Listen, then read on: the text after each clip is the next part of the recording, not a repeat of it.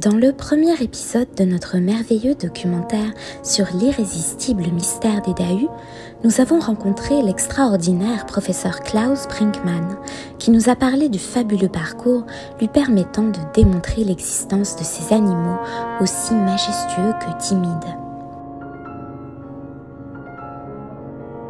Dans ce second épisode, le professeur Klaus Brinkmann nous amène dans une aventure où il nous dévoile tous les secrets de sa démarche implacablement scientifique, celle qui lui a permis d'être l'un des découvreurs les plus importants du siècle. Avant de commencer notre voyage, n'oubliez pas, tout peut exister lorsqu'on veut bien le découvrir. Je sais pas si on peut découvrir tout ce qui existe, en tous les cas je suis pas sûr qu'on puisse le faire seul. Là par exemple, j'ai beau essayer de regarder à quoi je ressemble de derrière, j'y arrive pas. Alors forcément, je me demande comment je peux savoir si un truc existe si je le vois jamais. Et puis si le vrai c'est ce qu'on voit quand votre téléphone sonne, vous pensez que c'est lui qui appelle ? Tout ça, ça m'amène à me demander de quelle manière on peut être sûr d'une affirmation qu'on peut ni observer, ni expérimenter, et sous quelles conditions on peut la considérer comme vraie ou fausse. Pour que la compréhension d'un phénomène soit le plus juste possible, on a habituellement recours à un procédé empirique qui repose sur l'observation, l'expérimentation et l'analyse de données réelles. Parenthèse, les données réelles, ce sont des faits concrets, mesurables et vérifiables. La méthode la plus courante, c'est le cycle du raisonnement, qui a deux gros avantages. Premièrement, utiliser plusieurs types de raisonnement, ce qui favorise l'approche holistique. Et deuxièmement, encourager à revisiter et ajuster les hypothèses et les théories en fonction des nouvelles découvertes. C'est pour ça qu'on appelle ça le cycle du raisonnement. Pour capter comment fonctionne la structure du cycle qui se passe en 5 étapes, l'observation, l'induction, la déduction, l'expérimentation et l'évaluation, on va prendre un sujet à étudier, genre par hasard les Dahus. Pour ça, partons de cette déduction, tous les animaux de montagne sont agiles, or les Dahus sont agiles, donc les Dahus sont des animaux des montagnes. Pour la première étape, celle de l'observation, je ne vais pas prendre en compte la conclusion de la démonstration, sinon je ne vais rien avoir à étudier. Je vais plutôt m'occuper des deux affirmations, ça va me permettre d'être sûr qu'on parle des mêmes choses. Pour y arriver, je vais collecter des données à partir de questions issues des affirmations. Je vais chercher des infos à partir de sources fiables, des articles scientifiques ou éventuellement l'encyclopédie, si ça existe encore, et je vais faire une liste des animaux considérés comme typiques des montagnes. Contacter des spécialistes du sujet et leur poser des questions sur les caractéristiques des animaux de la montagne est aussi un bon moyen d'en savoir plus. Et pour mes vacances, j'irai visiter des parcs nationaux et des zones montagneuses pour observer directement les animaux typiques des montagnes dans leur habitat naturel. Avec cette question, on peut imaginer que je ne vais pas trouver grand-chose dans les articles scientifiques et que les experts vont me raccrocher au nez. Mais c'est pas grave, pendant mes vacances, il faudra juste que je pense à recueillir le témoignage de personnes qui ont vraiment vu des Dahus, que je lise des ouvrages folkloriques et avec tout ça, je noterai les traits communs. Et puis je peux aussi m'intéresser aux animaux qui pourraient ressembler à un Dahu, mieux. Tant que j'y suis, je vais chercher des indices dans les lieux où il est censé y avoir des Dahus, des empreintes, des bruits ou d'autres trucs, je sais pas quoi, parce que je suis encore pas sur le terrain. Pour cette question, je vais aussi faire une recherche d'articles scientifiques, mais là, à propos de l'agilité en montagne. À mon avis, il faudra que je me concentre sur la physiologie et le comportement. Pendant les vacances où j'irai observer les animaux considérés typiques des montagnes, il faudra aussi que je note comment ils se déplacent, leur posture et leur comportement pour avoir une idée de ce qu'est l'agilité dans leur environnement.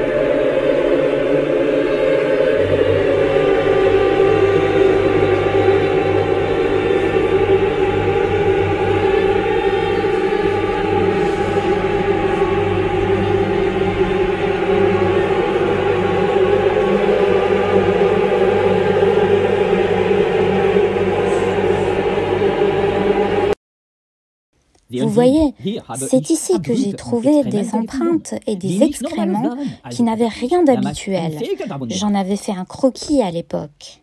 On disait que dans la phase d'observation, j'avais trouvé des empreintes qui ressemblent à celles d'un dahu, et qu'en plus, j'ai enregistré un cri qui est le sien, en tout cas qui lui ressemble. Ça peut me permettre d'aller dans la seconde étape de mon cycle de raisonnement, l'induction, quand on part des faits spécifiques, voir s'ils peuvent se regrouper dans une seule explication. Bien sûr, je pourrais partir de ces empreintes pour me concentrer sur la recherche de dahus, mais ça tromperait mon étude pour au moins 2 raisons. La première, si je concentre ma recherche exclusivement sur les dahus, alors j'ai déjà ma conclusion et donc c'est pas une étude. Et la deuxième, vu que le dahu habite dans la même montagne que les autres animaux, typiques des montagnes, je vois pas comment ça serait possible qu'il n'ait pas des caractéristiques communes avec eux. Donc avant d'aller conclure, faut que je compare. On disait que j'avais fait une recherche de modèles et que les empreintes et les cris partagent des traits communs avec d'autres animaux de la montagne, mais on disait aussi que ce que j'avais prélevé, c'était pas documenté. Eh ben, pas de conclusion hâtive, je sais toujours pas si ça appartient à un dahu, ça peut être encore un autre animal non classifié. Et puis, il me reste un truc qui est encore pas clair pour moi, j'ai toujours pas compris ce que c'était l'agilité en montagne. Pour rester dans un raisonnement inductif, pour l'instant, je peux faire cette hypothèse. Si le dahu est agile, alors il doit partager les mêmes caractéristiques que les animaux agiles en montagne. C'est depuis son laboratoire du Tiermuseum der Fabelhaften Fabelwesen que Klaus Brinkmann a analysé les déjections et les empreintes. À l'époque, on n'avait pas de microscope aussi performant qu'aujourd'hui. Un jour, j'avais cru voir des petits vers dans une crotte, mais c'était la lentille de l'appareil qui était sale. C'était un cheveu collé dessus. Quand j'ai analysé mes nouveaux prélèvements, j'avais alors bien pris soin de nettoyer mes lunettes. À côté de ces analyses minutieuses, le professeur Brinkmann avait également pris soin de compiler les témoignages d'habitants des lieux, indices cruciaux pour sa démonstration. L'un d'entre eux nous raconte l'histoire. Oh ben oui, je me souviens bien du scientifique qui est venu dans le village de Dieu. Il avait trouvé des indices spéciaux et nous a demandé si on avait déjà vu des dahus. Oh, nous on était chargés pour Soleur, en plus il nous a demandé ça au moment pile où on allait se réduire. Alors on a acquiescé à tout ce qu'il nous disait.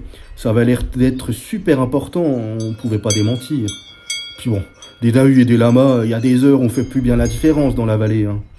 Grâce à la force de ces témoignages, le professeur Brinkmann a pu appréhender l'idée que si d'une manière générale, les manifestations que voyaient les autochtones étaient habituelles, il existait des heures où il leur était difficile de déchiffrer ce qu'ils percevaient. Il y avait donc bien des phénomènes particulièrement mystérieux dans un cadre aussi général que bucolique. On continue dans le cycle et nous voilà à la phase de déduction. On l'a vu dans la première vidéo de ce diptyque, c'est quand on part du général pour aller au particulier. Ici, le général vient des propositions explicatives de la phase d'induction. On disait que j'avais découvert que tous les animaux des montagnes connus et inconnus partageaient les mêmes caractéristiques. Pour élaborer le raisonnement déductif, on va refaire un syllogisme à partir de mes découvertes. Pour le terme syllogisme, n'hésitez pas à aller voir la première vidéo. Le premier énoncé sera mon observation générale sur les informations que j'ai recueillies. Tous les animaux des montagnes sont agiles et ont des caractéristiques spécifiques. Et le second énoncé sera une observation plus spécifique partant de ce que j'ai découvert. Les dahus sont décrits comme agiles avec des empreintes typiques et un cri unique. Pour conclure, puisque les empreintes trouvées et les cris entendus correspondent aux dahus, il est raisonnable d'affirmer que les empreintes et les cris prélevés proviennent probablement d'un dahu.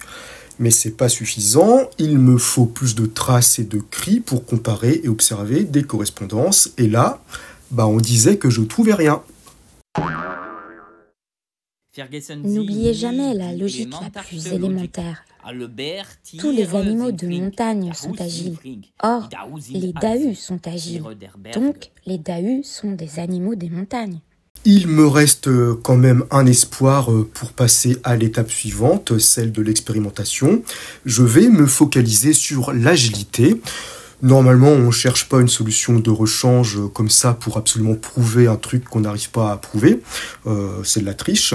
Mais il faut bien qu'on aille jusqu'au bout de notre protocole. Je vais donc tester la notion d'agilité en montagne avec Simone et Sigmund à partir de différents parcours.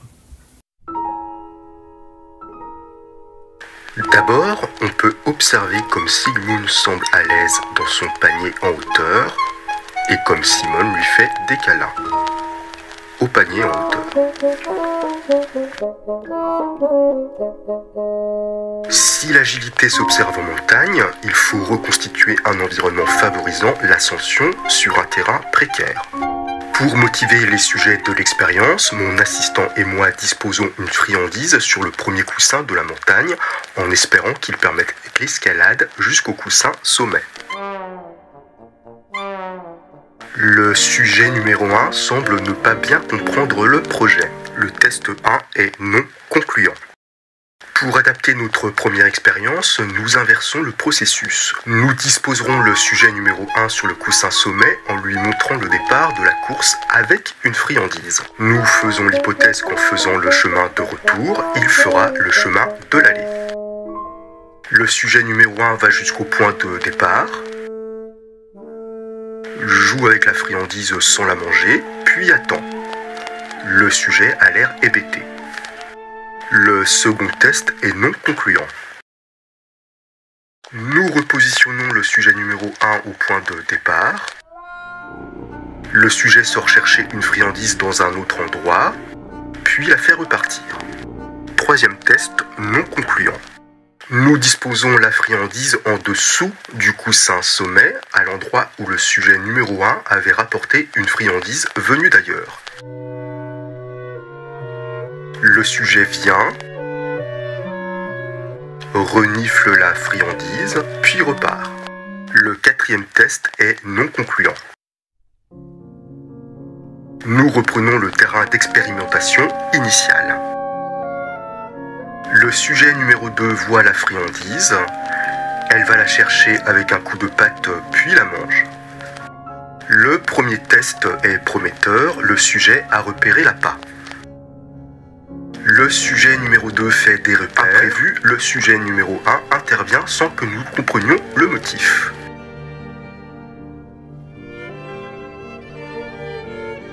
Le sujet numéro 2 poursuit néanmoins son repérage.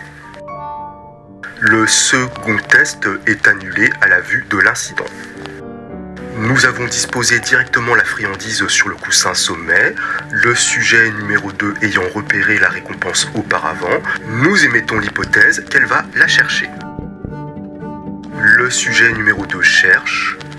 Le sujet numéro 2 voit la friandise, puis la chasse.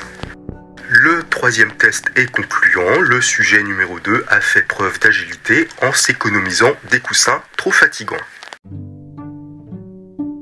Nous décidons de faire une nouvelle tentative avec le sujet numéro 1 en l'amenant directement devant l'oreiller sommet, en lui disposant la friandise devant les yeux. Le sujet étant resté assis sur mon dos, le quatrième test est non concluant. Simone, notre sujet numéro 2, s'étant mise en position de théière inversée pour nous signaler qu'elle ne consentait plus à participer à l'expérience, nous poursuivrons uniquement avec Sigmund, notre sujet numéro 1. Si l'agilité est en lien avec la stabilité, c'est que la montagne est un endroit à l'attraction versatile. Nous disposons un ballon orange au même endroit que la montagne d'oreiller. Cela permettra à notre sujet de rester dans un territoire connu. Nous disposons également un appât dessus pour favoriser l'action. Le sujet observe sa proie avec finesse. Face au mouvement de l'obstacle, il hésite. Tentative, courageuse, prudence. Le sujet cherche un autre stimulus. Le premier test n'est pas concluant. Le sujet n'étant pas rassuré avec les ballons orange, nous attirons son attention sur un terrain plus stable. Le sujet fait un câlin à mon doigt, mais ne monte pas sur l'obstacle. Le second test n'est pas concluant. L'agilité est peut-être en lien avec l'aptitude à se guider dans l'inconnu. Nous installons un tunnel pour observer la manière de se mouvoir de notre sujet. Pour l'inciter à y entrer, nous nous aiderons d'un appât.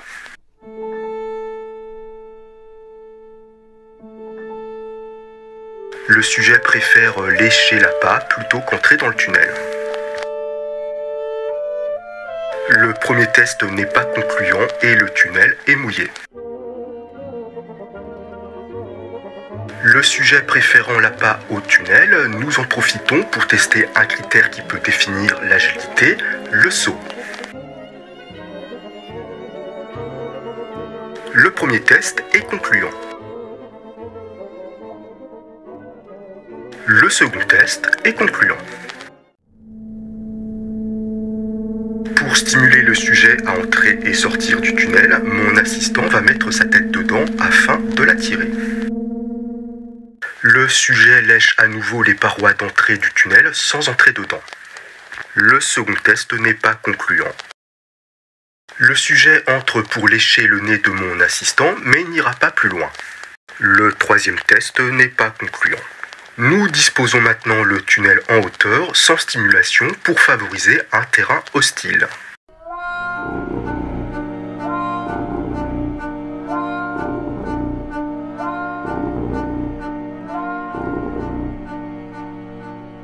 Le quatrième test n'est pas concluant.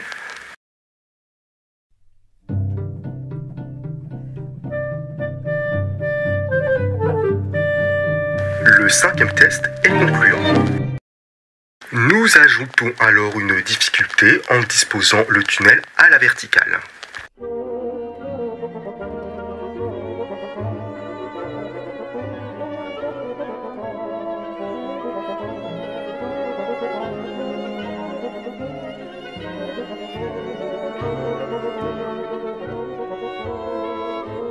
Le sixième test n'est pas concluant car le sujet entre dans le tunnel mais se couche dedans.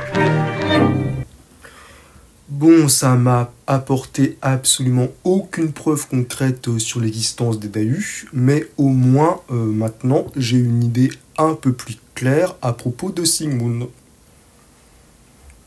Disons qu'il est coopératif.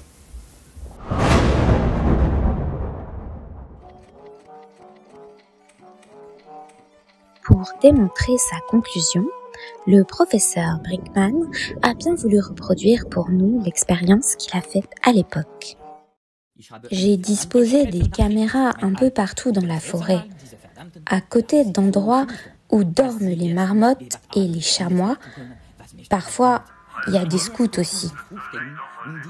Vu qu'ils font la chasse aux Dahu, ça peut aider ma recherche.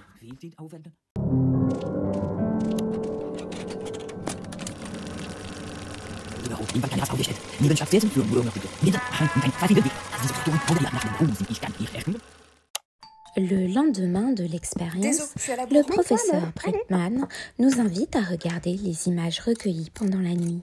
Mauvaise nouvelle, comme la dernière fois, les Dahu sont tellement timides qu'ils n'ont pas osé sortir de la nuit. Ils sont très sensibles aux ondes. Ils ont dû sentir la fréquence des caméras.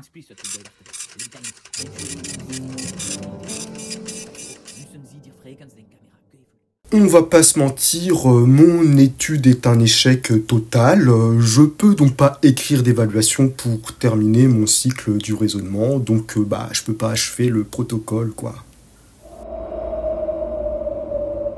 Scheibe, Scheibe, Scheibe, verdammt, Scheibe, Scheibe, verdammt, Scheibe, Scheibe, Scheibe, Scheibe, Scheibe, Scheibe, verdammt, Scheibe, Scheibe, Scheibe, Scheibe, verdammt, Scheibe, Scheibe, verdammt, Scheibe.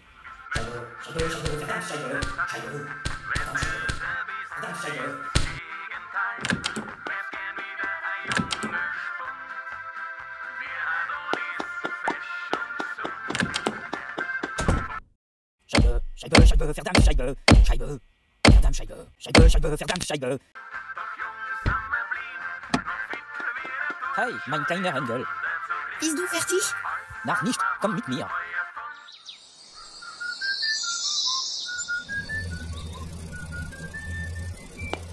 Hey. Hi. What?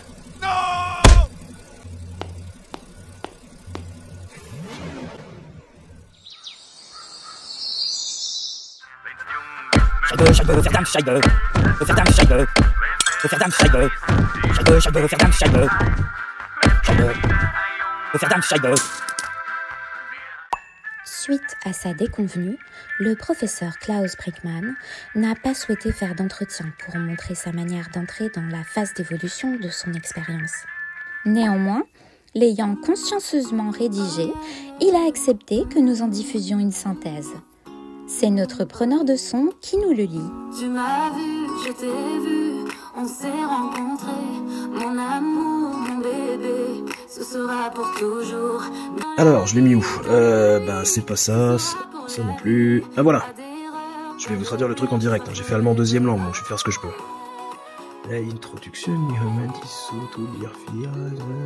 Alors, introduction, le mec dit qu'il a consacré toute sa vie à découvrir des espèces mythologiques qui, avant lui, existaient seulement dans les rêves humains. Blablabla, c'est le seul qui a pu accéder à des variétés insoupçonnées.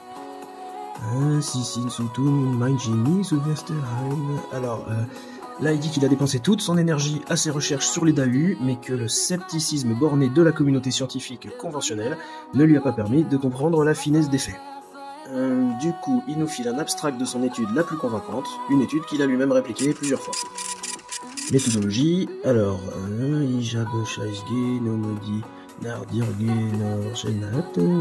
alors en gros, le prélèvement d'empreintes et d'excréments l'a amené à interroger des autochtones qui n'ont pas réussi à identifier de quoi ça venait. Blablabla, là ça l'a amené à camoufler des caméras sur le terrain pendant la nuit et ça lui a permis d'observer 2 critères comportementaux du Dahu.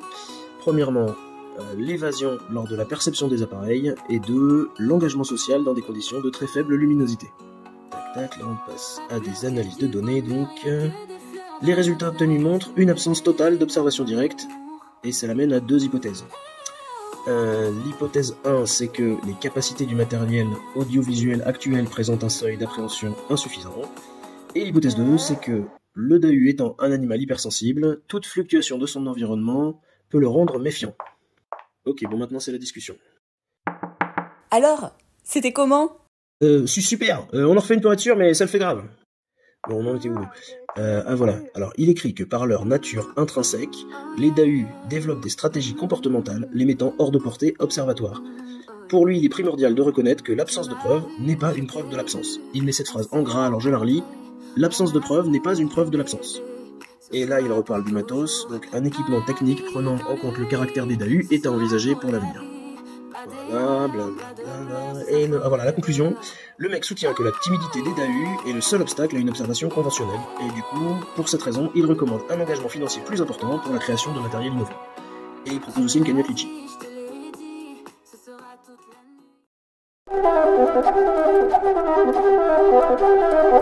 Si mon étude avait été positive, c'était Sigmund, je pense. Si mon étude avait été positive, alors on peut se dire que j'aurais prouvé l'existence des Dahu. Oui mais non. C'est là qu'intervient Karl Popper. J'aime pas la grandiloquence, mais je pense qu'on peut dire que c'est un des philosophes les plus importants du XXe siècle, puisqu'on lui doit un concept important en philosophie des sciences et donc en épistémologie. On s'entend, hein. Il y a aussi Bernard Henry qui a marqué le XXe siècle, mais vu que lui c'est dans tous les domaines, on ne peut pas se contenter de lui attribuer un petit concept, hein. On doit prendre en compte toute son œuvre. Ce que nous a apporté Karl, c'est la réfutabilité, c'est-à-dire un moyen de faire la différence entre ce qui est une découverte scientifique et ce qui ne l'est pas. Bon, c'est vite dit, hein. Un peu bizarrement, on peut dire que avant lui, les théories étaient validées à partir de l'accumulation de preuves, ce qui permettait de faire correspondre les raisonnements logiques avec l'expérience directe du réel. Dans le cadre de mon étude, si j'avais fait ça à l'ancienne, le fait de trouver plein d'empreintes inconnues et enregistrer d'autres cris qui n'appartiennent pas à un animal connu, corroboré à des témoignages anciens qui parlent du Dahu, et ben tout ça aurait permis de conclure que le Dahu existe. Le truc, c'est que cette logique ne cherche pas à comprendre si les preuves peuvent être expliquées par d'autres facteurs. Dans son livre La logique de la découverte scientifique, que je vous encourage à feuilleter, et qui n'est pas si compliqué à lire, je trouve, je le remontre. Karl pense qu'en se contentant de produire des confirmations d'hypothèses, on a de grandes chances de ne pas voir les hypothèses contradictoires. C'est pour cette raison qu'il propose que la solidité d'une découverte ne se fasse pas par l'accumulation de certitudes, mais plutôt par l'élimination d'erreurs. Dans ce cadre, les erreurs sont même valorisées, puisqu'elles permettent de faire progresser les connaissances. Allez, on s'ambiance cet après-midi.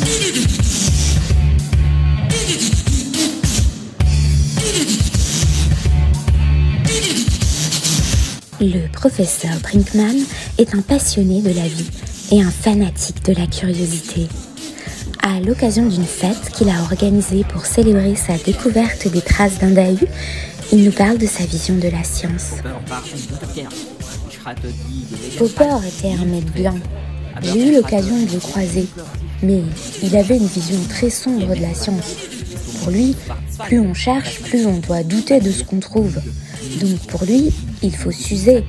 Et en plus, on doit rester dans l'incertitude. Pour moi, la science, c'est la joie. On doit fêter chaque découverte comme un cadeau de la vie. C'est la quête de la vérité qui nous inspire, pas celle de l'erreur. Attends, je vais danser avec lui, moi. Klaus, vergiss dein Diskas nicht. Ah, je t'ai vu, on s'est rencontrés, mon amour, mon bébé, ce sera pour toujours. C'est l'heure de table. Ok. Et on ferme aussi. Oui. L'une des critiques qu'on peut apporter à la falsifiabilité, c'est qu'elle ne prend pas en compte les facteurs sociaux, culturels ou historiques des recherches. Or, la science est forcément conditionnée par son environnement. On peut donc s'interroger sur la possibilité d'une objectivité absolue. En sciences humaines, la reproductibilité est parfois impossible, ce qui amène aussi à se demander si certaines théories scientifiques ne méritent pas plus de flexibilité. Évidemment, ça pourrait être la porte ouverte à tout et n'importe quoi, on en reparlera tout à l'heure. En plus, on peut se dire que si la découverte scientifique est liée à des dynamiques sociales et contextuelles, alors sans s'en apercevoir, le consensus autour de la vérité d'une découverte serait une sorte de négociation pour que la découverte colle à un contexte social. La découverte scientifique serait donc jamais quelque chose d'isolé. Dans cette perspective, il existe une science cumulative où les théories sont modifiées plutôt que rejetées. Et il existe aussi des chercheurs qui préfèrent une science pragmatique, où les théories sont des outils, mais où la priorité est de résoudre des problèmes plutôt que rester dans le cadre strict de la falsifiabilité.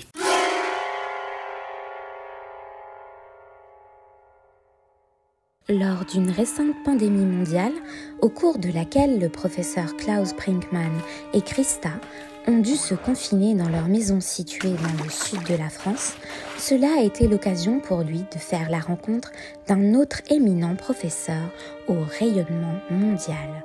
J'ai rencontré Didier très vite après ces déclarations. Un type qui avait la solution pour traiter ce satané virus qui venait donc ses os m'a ému. Il a la même audace et l'esprit aussi visionnaire que moi. Je l'ai appelé et on a convenu tous les deux qu'il était important que deux spécialistes réputés dans leur domaine respectif puissent s'associer. L'humanité a besoin de ce genre de rencontres. René Descartes et Thomas Hobbes, Albert Einstein et Sigmund Freud, Bernard-Henri Lévy et Michel Houellebecq. On devrait faire notre part du travail. En conséquence, le professeur Klaus Brinkman a été invité à suivre son homologue pendant ses recherches, ce qui a donné lieu à une synergie de grands esprits. Toutes les études que faisait Didier étaient positives. On n'en revenait pas. Plus les preuves s'accumulaient, plus on savait qu'on était face à un moment décisif pour l'humanité. On a passé un temps fou à refaire des tests pour montrer que c'était vrai. Ça a galvanisé son équipe qui a encore mieux compris quel génie il est. Mais, comme d'habitude face aux révolutions scientifiques, on s'est heurté à un mur qui n'avait pas le niveau pour tout comprendre. Face au coup de tonnerre de la révélation, un vent très consensuel s'est alors agité et la communauté scientifique a accueilli froidement la découverte du grand professeur français, lui reprochant de mettre l'accent sur ce qui confirmait ses résultats plutôt que ce qui les infirmait. Ces gens sont stupides. Vu qu'on peut contredire n'importe quoi en trouvant un seul contre-exemple, ça veut dire qu'on peut mettre en danger de mort toutes les théories. C'est clair. Achte nicht auf mich, ich trinke ein Bierchen in meiner Ecke. Popper était un mec bien. J'ai eu l'occasion de le croiser, mais il était incapable de réfuter l'existence des Dahu. Qu'est-ce qui fait qu'un bretzel existe? Sa pâte ou c'est le vide qu'il a autour de lui? Ah oui, oui, oui. Ja. Ok.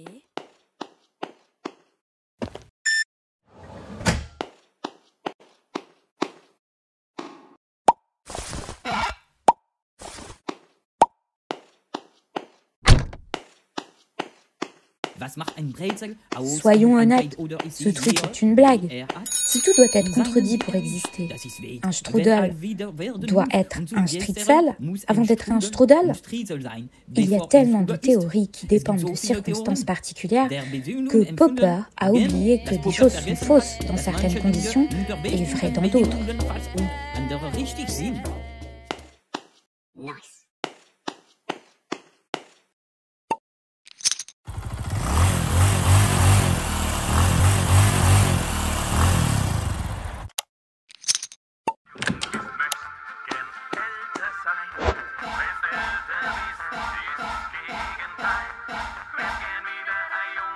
Hast du die Brezeln mitgebracht, Klaus? Ja. Face à cette incompréhension, le professeur Brinkmann a eu un rôle déterminant dans le soutien qu'il a apporté à son illustre collègue en l'encourageant sans relâche.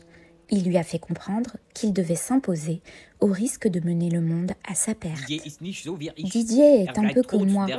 Il reste modeste malgré l'importance de ses découvertes. Mais il était trop réservé. Alors je lui ai dit, Didier, tu as des preuves irréfutables. Maintenant, tu dois foncer et leur faire comprendre qu'ils n'ont pas notre niveau. Ils n'ont pas d'autre choix que nous faire confiance. On voit souvent ça dans les films catastrophes. Il y a toujours des personnages qui sont à contre-courant et qu'on ne veut pas croire, mais à la fin, on admet qu'ils ont raison.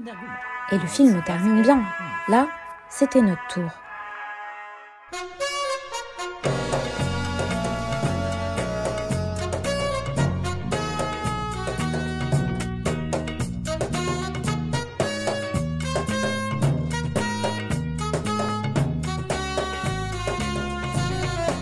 La logique de Popper amène à considérer que toute théorie est temporairement vraie jusqu'à preuve du contraire. Mais pour qu'elle soit considérée comme juste, il faut qu'elle ait été reproduite plusieurs fois en donnant les mêmes résultats en attendant qu'on trouve une faille dedans. Le truc, c'est qu'on ne sait pas tous que pour savoir si une étude est valide, il faut chercher à l'infirmer en la répliquant. On a même tendance à penser que la découverte scientifique, c'est un peu comme dans un roman ou une série policière, on a des preuves, on a résolu l'affaire.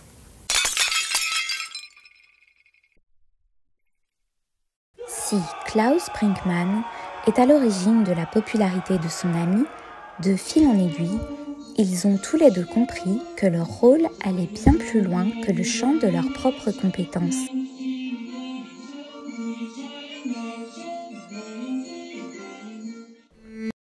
La société a besoin de leur non-conformisme pour ne pas se laisser berner par les discours consensuels et l'emprise du système.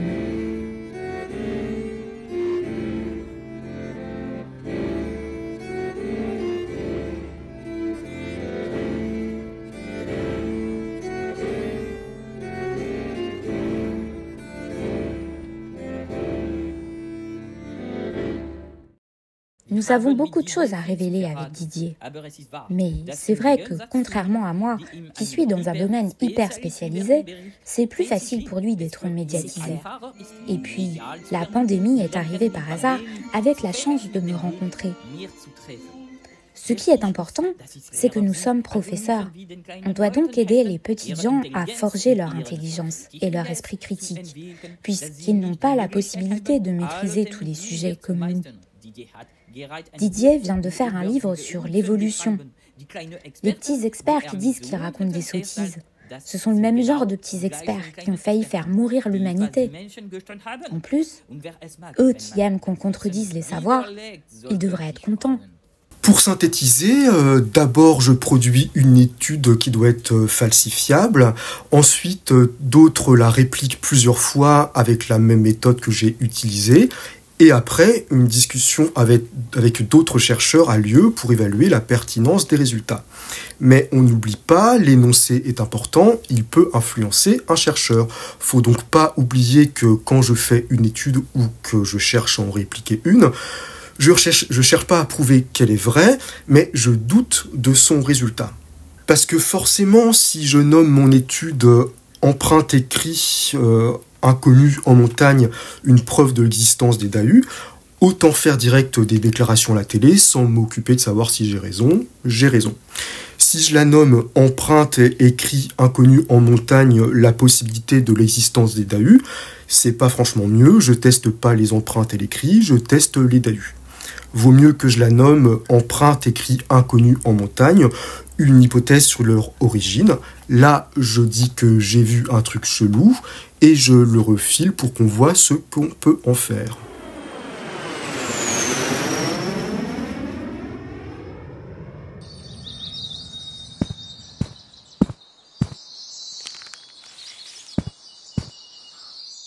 Dans sa démarche perpétuelle pour bouleverser les savoirs, le professeur Brinkman nous fait l'honneur de visiter un endroit secret où il nous révèle le sujet de son prochain livre qui, à n'en pas douter, sera un best-seller.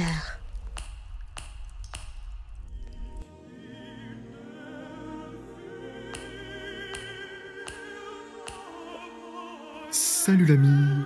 Das ist Wagner. Non l'ami, c'est malheur. Ach ja, das Rührlieder. C'est tout à fait ça. Tu viens chercher la clé? Ja. Oups, tu pourrais rallumer le minuteur, s'il te plaît? Merci. Voilà, à plus tard l'ami.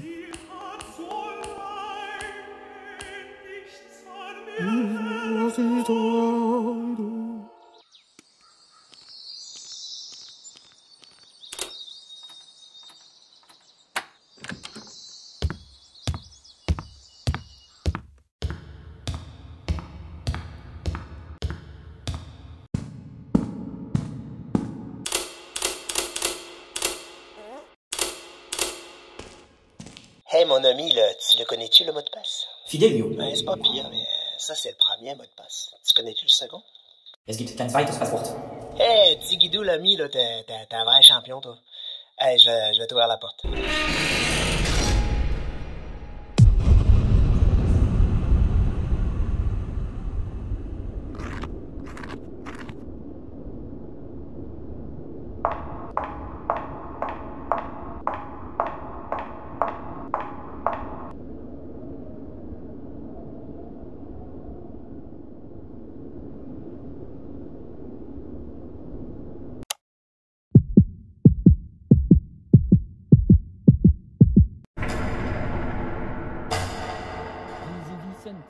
Comme vous savez, la physique quantique nous prouve qu'il existe plusieurs univers parallèles au nôtre, ce qui permet de donner une conclusion à cet interminable débat à propos de la Terre plate. Notre planète est ronde, il faut être sérieux. Par contre, la rareté des DAU peut s'expliquer d'une manière encore plus précise que ce que j'ai découvert jusque-là. Leur anatomie ne semble pas liée à l'évolution, mais plutôt au voyage d'un multivers à l'autre, c'est-à-dire d'une Terre plate existante dans un plan qui n'est pas adapté à eux, à notre Terre ronde, qui leur est beaucoup plus favorable. Leur chute quantique est la preuve de l'existence d'espèces venant d'un autre univers que le nôtre. Les Dahu sont l'incarnation du chat de Schrödinger. Ils sont là et pas là. C'est en partant de cette découverte majeure que je pense pouvoir démontrer d'ici peu que l'homme ne descend pas du singe, mais a fait un saut quantique. Peut-être pas tous les humains, mais je pense surtout à ceux qui améliorent la race moyenne. En conséquence, la vie sur Terre n'est pas une question de progression et d'adaptation, mais de chute. Ça devrait plaire aux scientifiques de pacotille, puisque je remonte jusqu'à Newton. La chute n'est pas liée à la gravité, mais à la force des vibrations quantiques qui nous font passer les espèces dominantes, comme les professeurs ou les Dahu, d'un plan à un autre. Finalement, on pourrait dire que la démarche scientifique, c'est chercher ni à dire qu'un truc est vrai, ni qu'un truc est faux. On cherche à comprendre. Ça veut pas dire que tout peut être vrai, ça veut dire qu'on peut mesurer objectivement les données du monde concret.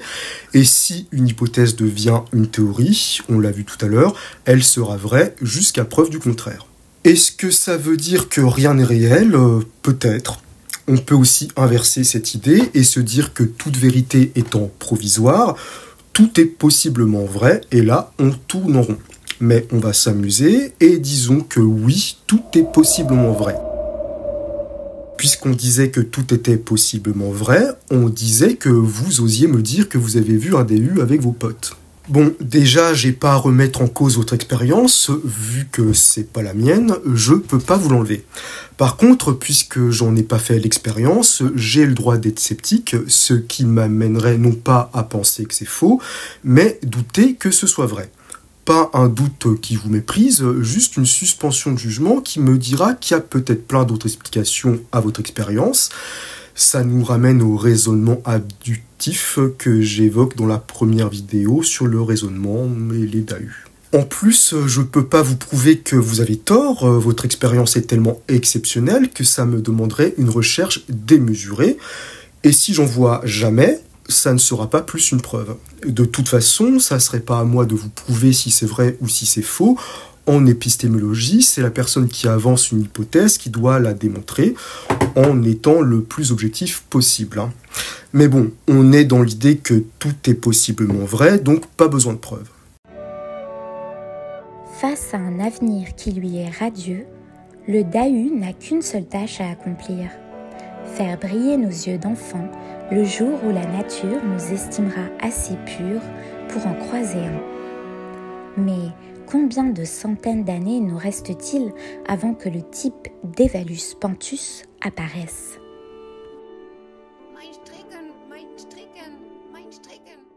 Il y a quand même deux trucs qui me posent question.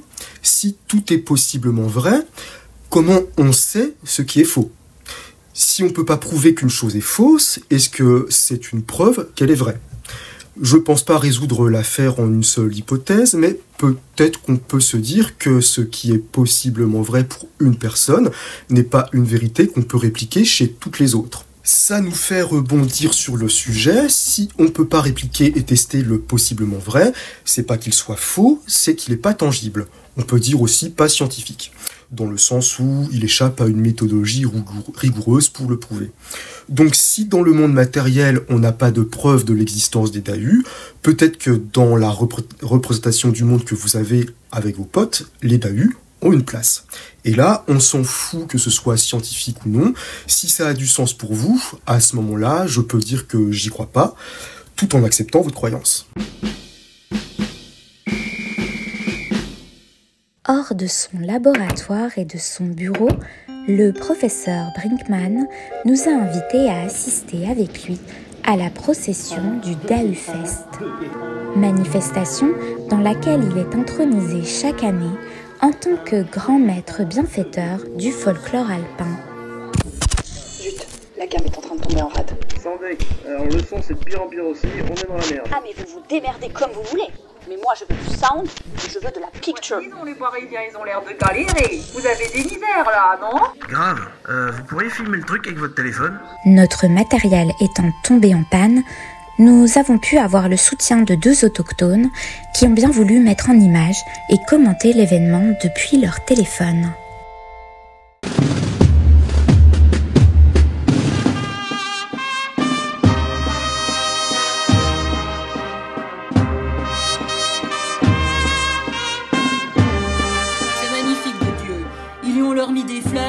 musique, elle est sublime, comme d'habitude. Regardez-moi la piotte comme elle s'éclate. Par chez nous, la tradition, c'est hyper important de Dieu. Y a que les touristes qui comprennent pas l'importance d'un truc pareil. Tous les ans, on en immole quelques-uns, surtout ceux qu'on voit se marrer pendant le festoche.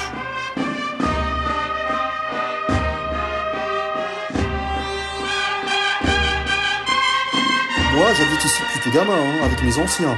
On n'a jamais compris leur délire. Vu qu'ils traînent des trucs qu'on voit pas, on appelle ça le Airfest. C'est le festival du vent, quoi. Depuis la nuit des temps, le village, il est partagé en deux. Nous, on les appelle les squays. Et eux, ils nous appellent les impies de vache.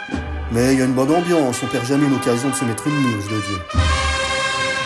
De Dieu, la Flo, t'es hausse comme tout, t'en vois plein des bestiaux invisibles. Bah t'as qu'à ouvrir les mirettes, t'as jamais vu mon cul, et pourtant je te confirme qu'il existe.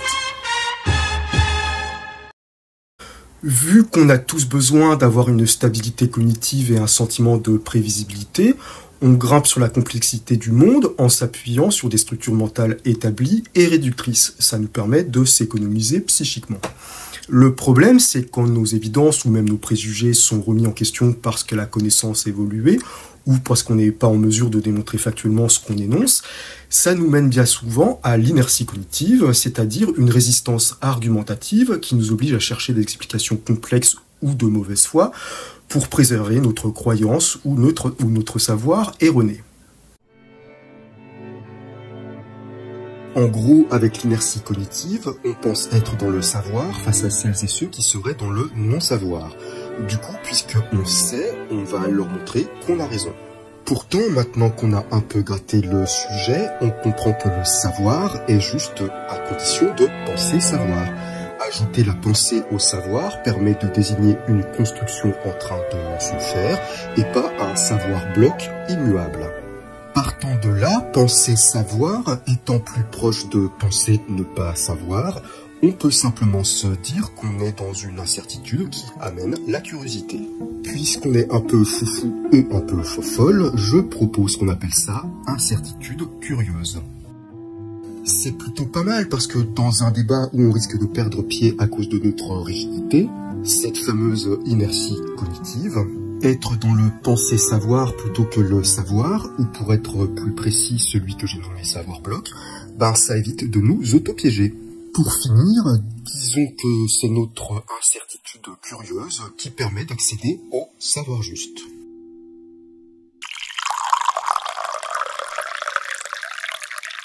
Voilà donc ce qui peut permettre d'éviter l'inertie cognitive. Vous l'aurez compris, elle se met en place quand on défend un savoir erroné ou une croyance, quitte à devenir un gros connard. Je précise un truc pour éviter les malentendus, quand on exprime un savoir juste, même si on le dit comme un gros connard qui n'accepte aucun compromis, on n'est pas dans l'inertie cognitive. Par contre, on réduit les chances de transmettre quoi que ce soit. Peut-être alors que le problème n'est pas d'être dans le savoir juste ou dans l'inertie cognitive, mais plutôt d'être un gros connard quand on s'exprime.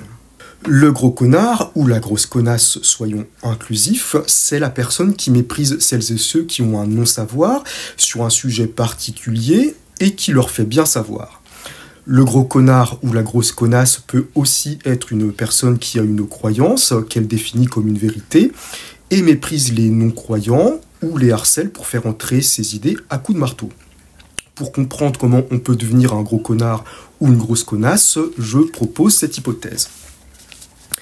Même si savoir peut être un synonyme de croire, croyance et savoir ne sont pas la même chose.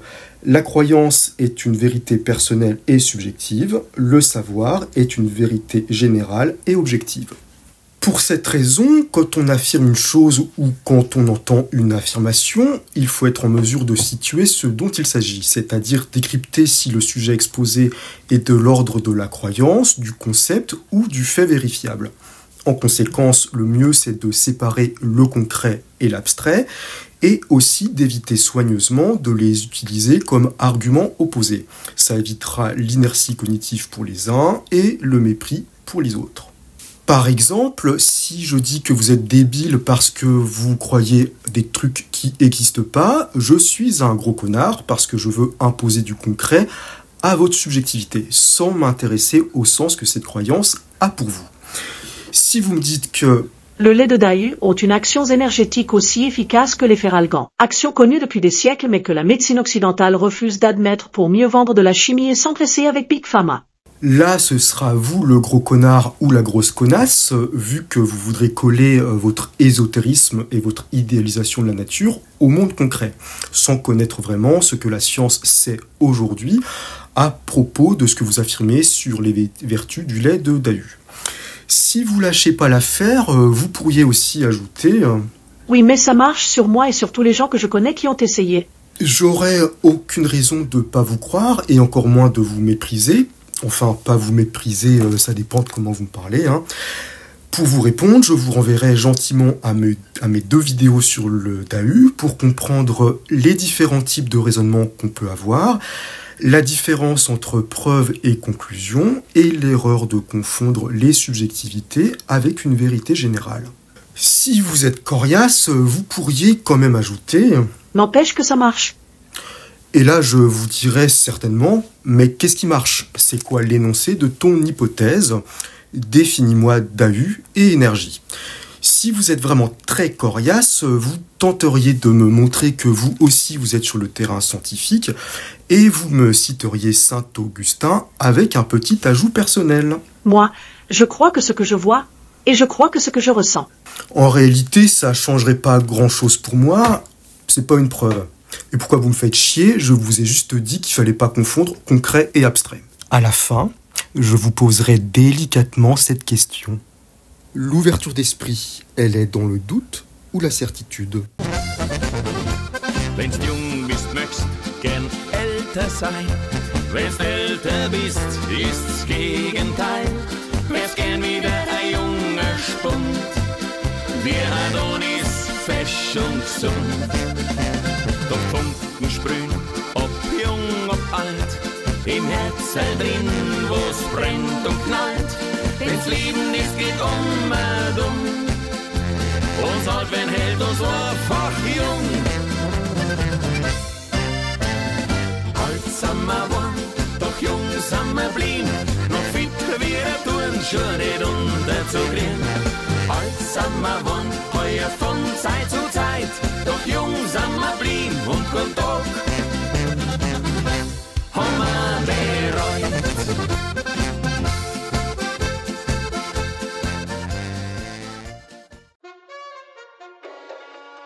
Je comprends plus rien, moi. Ce que j'entends avec mon matos, c'est ce que j'entends, c'est ce que je crois entendre, ou est-ce que c'est ce que mon matos croit entendre et que j'entends en croyant entendre ce que je veux entendre?